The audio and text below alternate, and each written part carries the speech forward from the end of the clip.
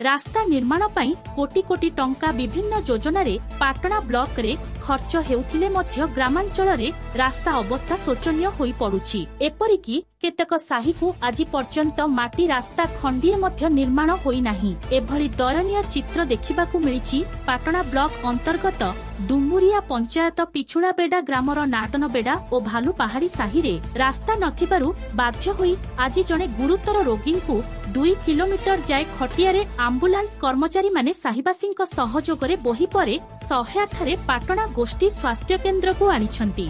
सूचना अनुसार भालुपहाड़ी साहिर रमेश मुंडा बयस 50 छाती जंत्रणा रे गुरुतर होई पड़िबारु 108 आम्बुलांस को खबर दिया जाइथिला। तेबे 108 आम्बुलांस चालक मनमोहन दास, फार्मासिस्ट सूरज महांत और अटेंडेंट सुरेश कुमार महांत तत्काल सेही ग्राम को जाई विद्यालय निकट पर्यंत जिबा परे रोगी घर को 108 नहीं पारि नथिले। बाध्य होई साही लोकंक सहयोग रे गुरुतर रमेश को खटियारे बोही 108 जाए आनिथिले। गुरुतर रमेश एबे चिकित्साधीन अछंती।